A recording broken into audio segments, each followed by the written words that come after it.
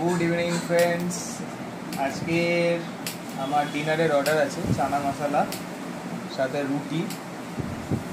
তো সেই চানা মশলা প্রিপারেশনের জন্য এখন একটু নারকেল কাটছি। তো কালকের যা অর্ডার গেছে তার রিভিউ খুবই ভালো এসছে, মানে আমি ভাবিনিও এতটাও ভালো রিভিউ দেবে।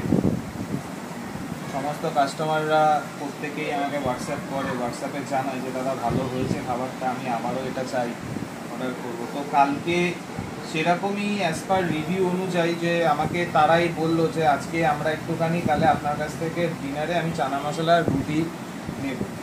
তো সেই চানা মশলাটা বানানোর জন্যই এটা নারকোল কাটছি। তো দেখা যাক কীরকম হয়, আজকে কি রিভিউ দেয় দেখি। আপনারাও পাশে থাকুন আর আপনারা অর্ডার করুন, একবার ট্রাই করুন, খেয়ে তো দেখুন, তারপরে না পরে অর্ডার করার কথা ভাববেন। কিন্তু এখন অবধি এইটুকু মানে নিজেও বুঝতে পারছি, নিজেও দেখলাম।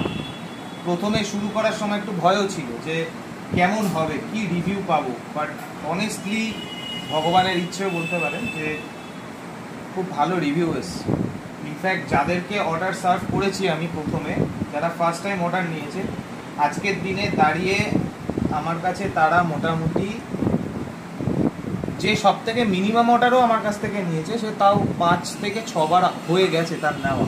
তো আজকে আমার পাঁচমিশালি রান্নাঘরের ঠিক 2 সপ্তাহ পূরণ হলো, 15 ডেজ কমপ্লিট হলো।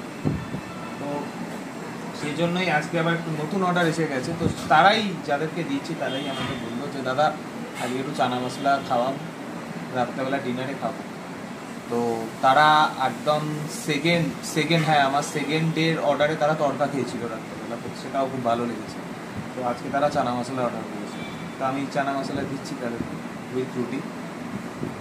দেখা যাক এরপরে তারা কি রিভিউ দেয়, আবার সেই অনুযায়ী আপনাদেরকে জানাবো।